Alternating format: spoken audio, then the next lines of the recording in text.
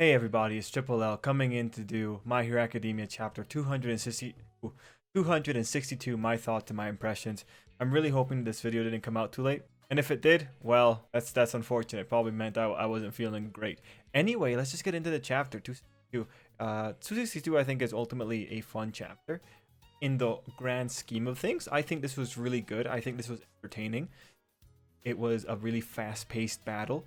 And even still, even though it is a battle chapter, there is still a lot of dialogue to go here, especially at the beginning of the chapter. The beginning of the chapter was a little bit more text heavy than end. In other things, by the end of the chapter, we are seeing the other side of the plot coming into play here. And legitimately, that does kind of disappoint me. Or not disappoint me, but I get a little bit worried about that little bit with Skeptic there at the end. Because that's telling me that we're moving away, or that's implying that we're moving away from the hospital plot, which I don't want to. I don't want that. I want to see how this whole thing in the hospital plot is going to resolve itself. I want to see what they're going to do with the remaining Nomus. I feel like that's a really high energy plot. I want to see where it's going. Especially because the idea of incomplete Shigaraki, it seems like incomplete Shigaraki or rushed Shigaraki is going to be coming out here. So I want to see what's going to be going on.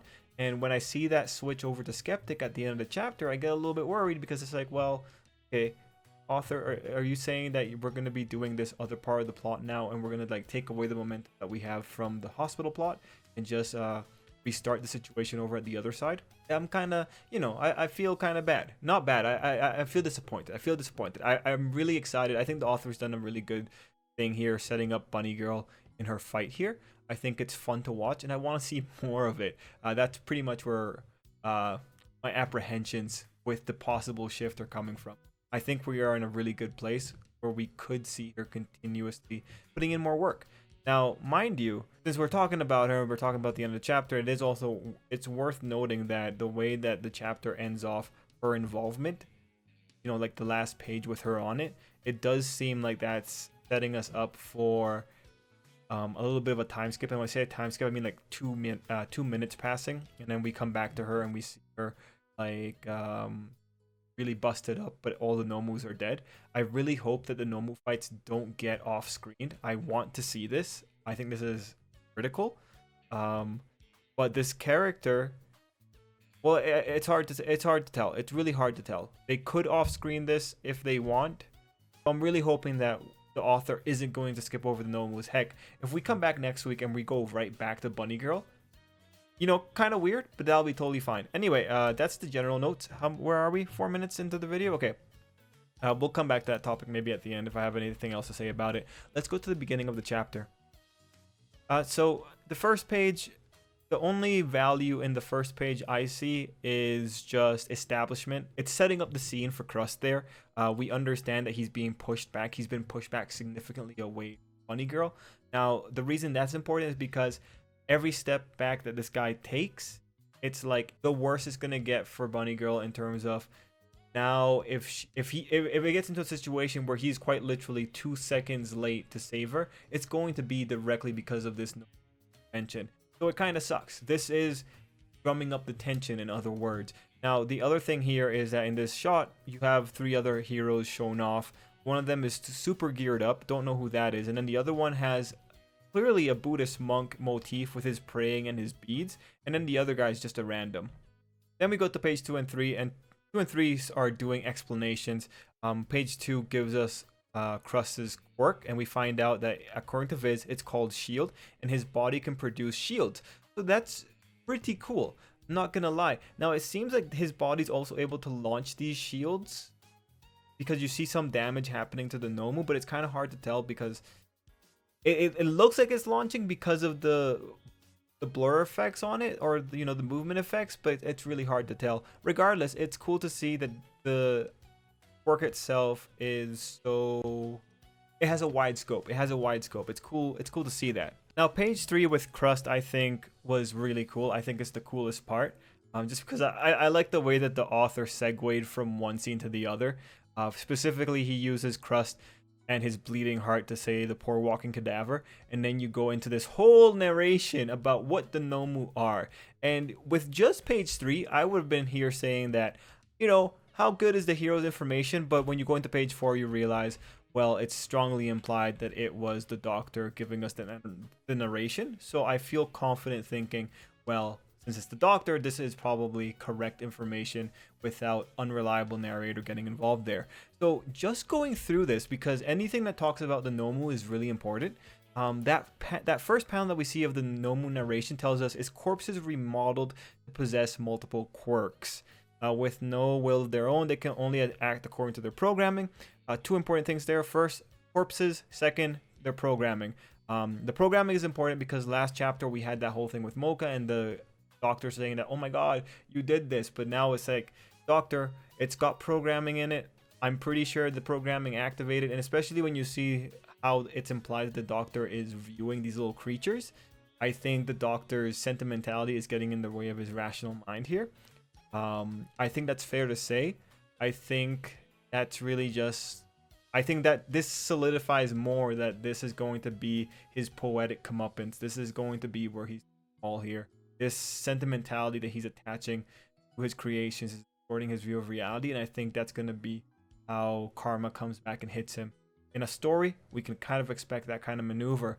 The other thing is, of course, the corpses. Like I said, the reason that's important is because this just takes us back to the whole Kurogiri problem. The reason it's important is because, like, if we're talking with corpses, we knew it was a dead man, but now that this is being applied generally to all the other Nomu, I think it's just important to remind ourselves that maybe even if Aizawa and Present Mike manage to save their buddy and release him from the curse of being Kurogiri, you know, what are they doing? They're really just getting him to a point where he is just going to be able to rest in peace.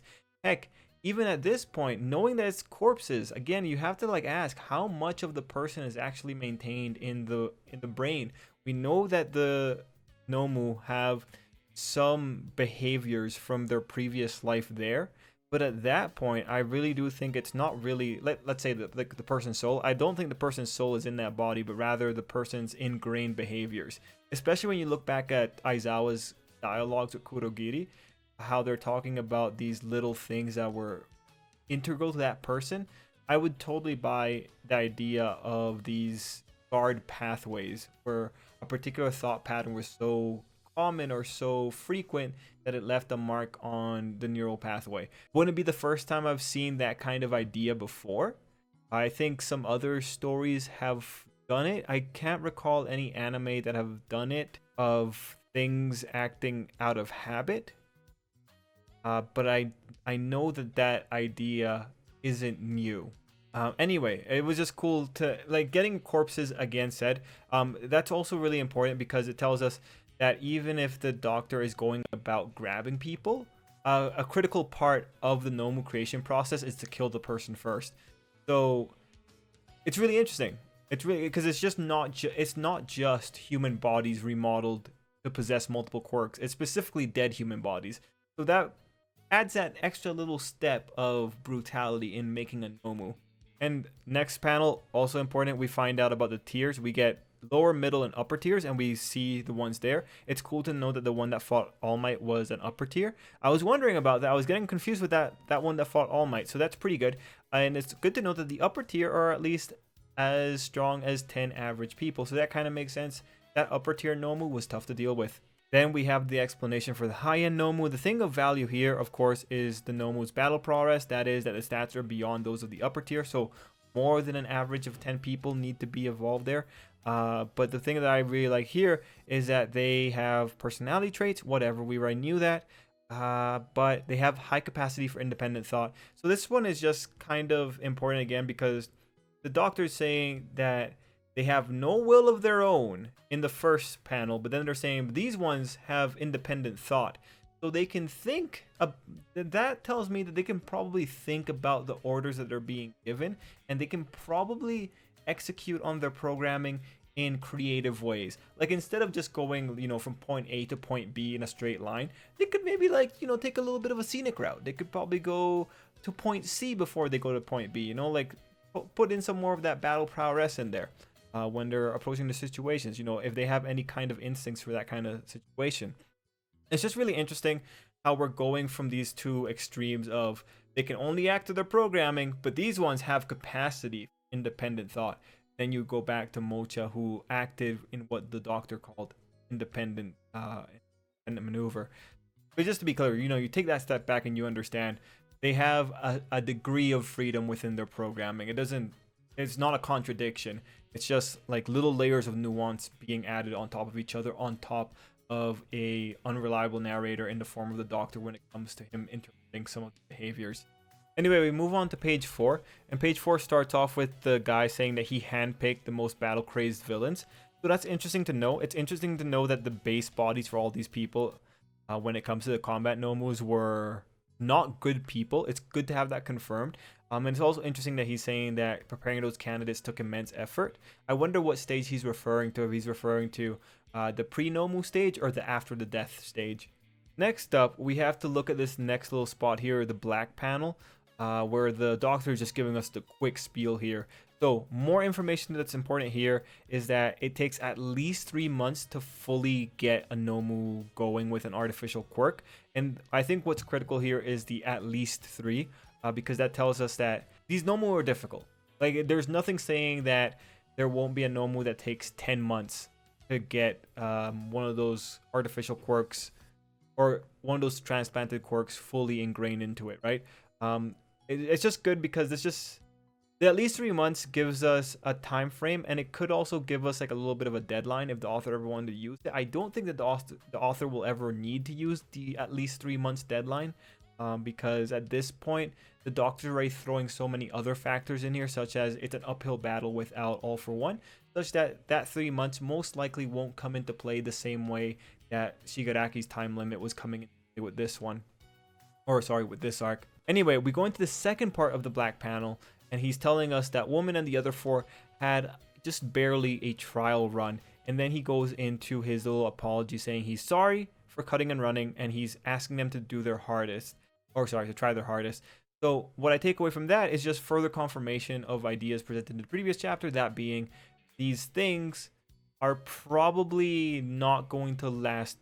They're not gonna be winners here. Like, from the perspective of this doctor, he had Hood, who could damage pretty badly. Well, damaged one person really badly and the other one had to help, but took on 2 of the high-end heroes, right? He has 4 of these creatures out there, and he is not in the position of a winner. He's begging them to do their best. That tells us that this is a losing battle. That tells us that there's a time limit that this guy knows about, and he's really hoping that they're going to be able to just give him enough time to get out of there.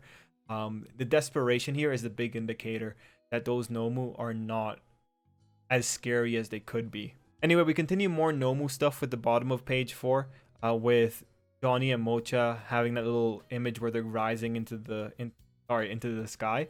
And what I like here is that Mocha specifically is saying that we were already dead, actually. So this makes me feel a little bit better. Like, these are just like little corpses. It pointing out that it was dead, as grotesque, or like the image of those things rising to heaven, it's honestly, it's kind of funny in a really dark sort of way. I really like it. But that gives us a lot of information. They're dead.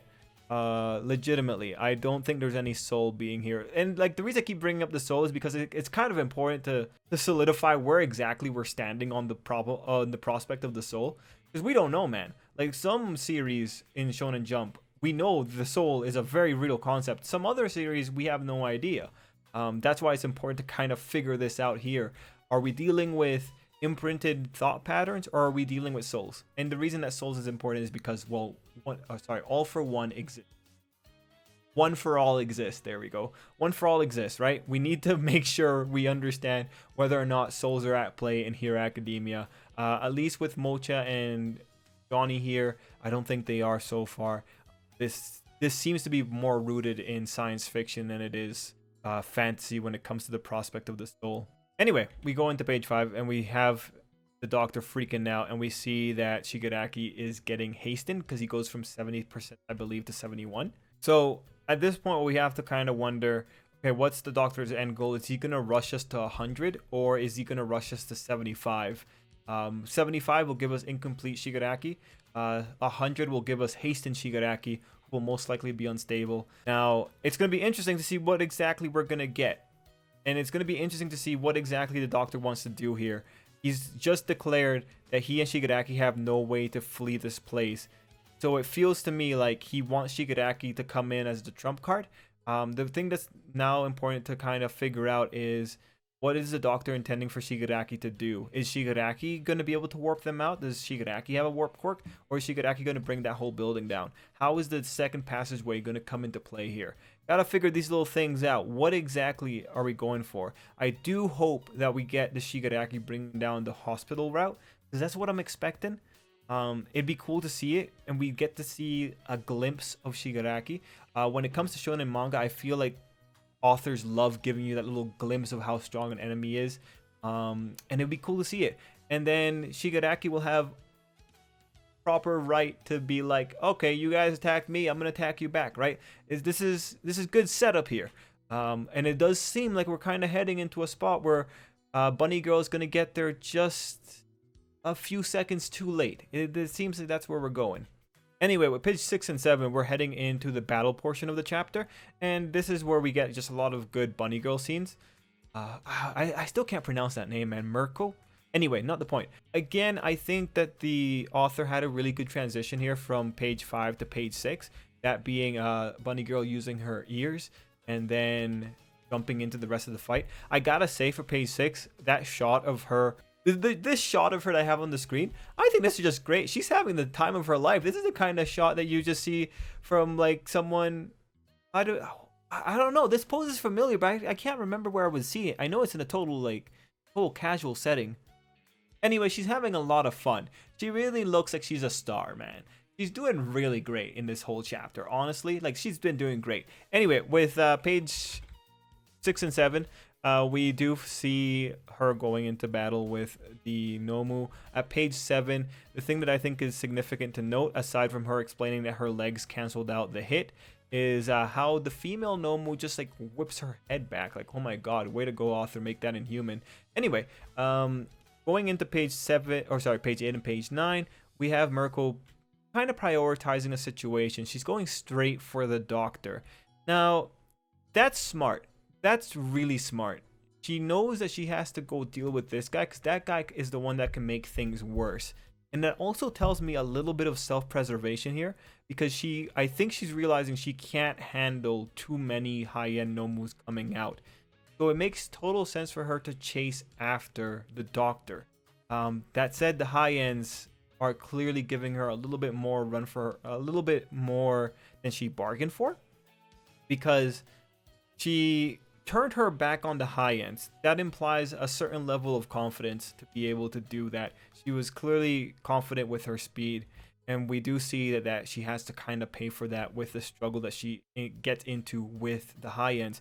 Now we go into page 10 and page 11. Again, more cool stuff. We're seeing some really hardcore action scenes here. It's important to note that for Bunny Girl, the second time that she has been thrown off, like, her weakness so far from what we have seen here in this chapter, you could realistically say overconfidence, or maybe no, I think you could argue that these mistakes are coming from overconfidence here. That said, she's one of those characters that is competent enough to be able to correct her, or like to correct the mistake that came from her overconfidence relatively quickly. But the other weakness is her getting shifted so easily. It looks like her center of balance can be easily thrown off. The high-end Nomu was able to slightly adjust her hip a little bit, and that led to her having shallow hits. We saw that earlier from Mocha. Mocha was able to also adjust her hit slightly by hitting her hip. So it's pretty unfortunate. I think this makes sense for mid-air heroes.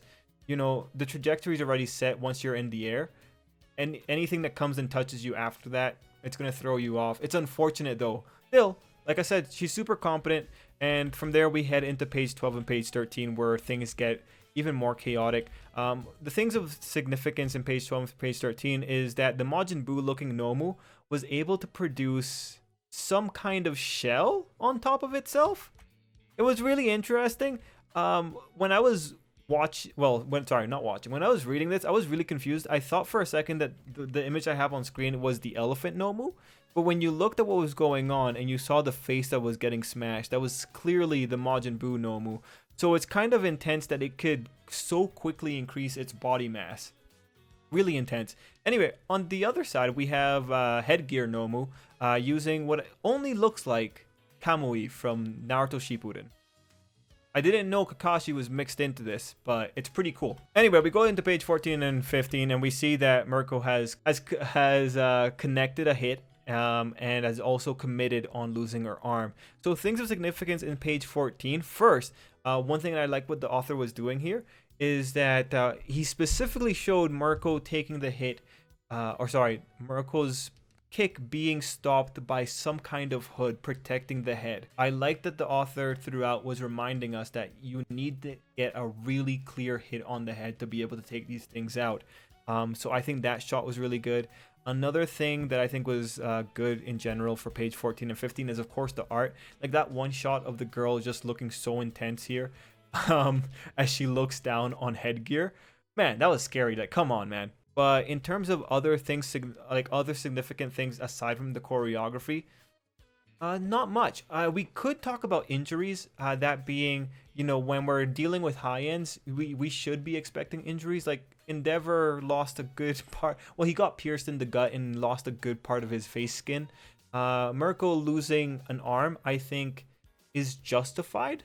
I mean, with these Nomus, she's not, even if they are weakened, she's not fighting just 5 separate quirks. She's fighting maybe 10, maybe 20. Who knows how many quirks are going on in this one fight, right? It's a lot to keep track of.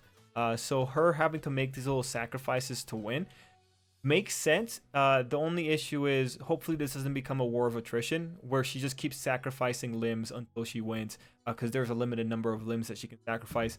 And in her case, she can't sacrifice her legs, clearly, from what we've seen. Anyway, page 16 and 17, my favorite pages of the chapter, mostly because of this shot. Like, come on, guys. Come on. This is just, you know, when the anime comes out, the way that they're gonna like animate that's gonna be a reaction shot. People are gonna be sharing that all over Reddit. It's gonna be hilarious. I think this is a funny shot. I feel like you could easily just like change dye into something else and it's funny. Yeah, you know what? Call me immature. I don't care. I know how this is gonna work out. And you know what's the best part is that I can legitimately say that Bunny Girl scissored Kakashi. Not Kakashi. Scissored headgear. You know why? Her move's name is called Luna Tijeras, which is moon scissors. So she quite literally scissored him. And that's pretty funny. After Thingamajig scissors the high end, we get a nice gory shot. The thing that I want to point your attention to for this one are, of course, the eyeballs. There's 2 eyeballs that come out of that head. I just think that was pretty good gore. Good on the author. Then we go into pages 18 and 19, where Bunny Girl reaffirms to us that destroying the noggin fully is how to take them down. And then we see her doing something really cool with her hair. Like, honestly, that's a really interesting move. I've never seen that before in manga. But it's cool that she used her hair to cut off the blood flow to her arm. And then we end off the chapter with her telling us her personal life philosophy. And now this is the interesting part. In her telling us her personal life philosophy, you gotta like start questioning, okay, author, why did you tell us this? Why did you tell it to the Nomu who largely don't care? This is a characterization moment. Like the real battle here when trying to figure out what the author is planning is deciding whether or not something is solely for the sake of the character or for the sake of the story. Because now with this thing about she lives life with no regrets, she lives as if she lives her life like there's not going to be a tomorrow. That puts a new rhetoric into this girl's trajectory. One of the rhetorics we had before was her and her anti-teamwork position, her and her battle-hungry position. And now we have her and her live every day like it's your last position. She very well could go into a position with this kind of rhetoric where she is just like, quite literally, if we were to leave her and go to the other plot and then come back, we might come back to her missing an ear and missing her other arm. Quite literally, that's the kind of character that we're dealing with right here. That said, adding this into her character right now, I don't think that would change her trajectory in terms of my predictions here. Like, with this kind of mentality, I see her pushing herself so hard that someone else comes to save her at the last moment and she's still alive, and then the character is going to remark something like, oh my god, I can't believe she went this hard. That's the kind of rhetoric that she just set herself up for. I don't feel like this fight or live like there's no tomorrow mentality is going to lead to her death. If anything, I think it's going to lead to her getting so maimed that it's amazing that she's still alive type rhetoric. That's kind of where we're going here. Of course, it all depends on how the author wants to do this. If he wants to go more cynical, this could lead someone very easily down the road to, well, it could easily lead someone down the road to just pure hell and death. But for Mirko, I think it's just gonna leave her at a point where she's just gonna be so damaged, and then the anti-teamwork rhetoric is gonna come back in there, and she's gonna have a life where she just thinks about the fact that the reason she's alive is because someone else was there to support her. I think that's the kind of rhetoric that we could see explored with the character. Again, depends on how cynical the author wants to be, but that's where I'm going to be betting. I'm still thinking that Crust is going to be the one to come in and save her at the last minute, but we just don't know what that last minute looks like. She might just get dusted by Shigaraki, in all honesty. Like, that might just be coming towards us. Anyway, we go to we go to the final page with Skeptic getting freaked out. Okay, things of significance on the final page is the cracking that's occurring to the building. I don't fully understand what's causing that thing to crack. When we look back to the roundup of which characters are in that area, we know that Team Lurkers is there, and honestly, Kamui Woods or Mount Lady could legitimately be the one splitting apart that building. I don't know. It might be Skeptic splitting apart the building because maybe the building's a giant Gundam. I don't know. Like, could happen. It's Skeptic, right? I don't know. Maybe Gigantomachia, maybe a hero. It's hard to tell, honestly. All we know is that the building is cracking apart. The other thing here that's of value is really trying to figure out what Skeptic is saying. So just to reiterate the sentence, I've been keeping a close eye on Hawks from the start. He never acted suspicious in any way. We've been deceived, but it wasn't my fault. Twice is to blame. From that line, the way I'm interpreting it is that Skeptic has figured out that Hawks is a problem. And then he's also figured out that Hawks became a problem thanks to Twice. It's just like the way that he brings up the two characters and the way that he's saying that it's not his own fault, like he's covering his butt and he's calling for Twice. It's going to be interesting. Like when you go back to the page that is referenced in that little flashback, he's specifically referencing the panels where Twice told Hawks that Shigaraki was in a mountain near Kyoto. Like if we're talking about which dialogue panels he's referencing, it's that one. And that might be enough because that was a significant situation where Twice flat out said that he knows this is something that he shouldn't be saying out loud. So yeah, maybe from that situation, Skeptic has just pieced everything together. Regardless, right now with the way that he's going about this, it seems like Hawks might have done things in such a way where he could throw Twice under the bus for him to be destroyed and betrayed by the villains. Now, if you think about it, when you look back to that chapter with Twice and Hawks talking, where Hawks left off, since I know you're good-natured, I wonder if what Hawks wants to do, and this is just like trying to figure out what's going on here with that final panel. I wonder if Hawks wants a situation where Twice gets in trouble and then he gets treated badly or betrayed by the other villains. Because if Hawks is saying that Twice is a good guy, then a betrayal like that should affect him. A good-natured guy probably wouldn't be able to withstand being ostracized by the people he thought were his friends. That could be a way that Hawks could see to break Twice. Hard to say, but it's all cool. I think the safest assumption is that Skeptic has figured out that Hawks is a problem and that Twice is the one that made things worse. How exactly Twice made things worse? Well, I think we'll find out because Skeptic is looking hard for him. Like, what exactly did Twice give away that was so critical? We'll have to find out. Also, cool to know that Skeptic knew that the heroes were coming ahead of time a little bit because he had enough time to run looking for Twice. Actually, that's kind of interesting, isn't it? You know heroes are coming, but you're running around looking for Twice. Yeah, kind of hard to... I wonder what the exact sequence of events were. like, no matter how you look at that final page for the chapter, this is one of those chapters where the author's probably going to go back a few steps in time, just show you how you got to the situation where Skeptic was running up and down. We're probably going to see like the big master plan box next time. Anyway, guys, that's pretty much it for me. I think I covered the majority of the things I wanted to cover. I might have forgotten one or two things, but it was a cool chapter overall. Pretty happy with it. Guys, let me know what you thought down below. Until next time, I hope you have an absolute day.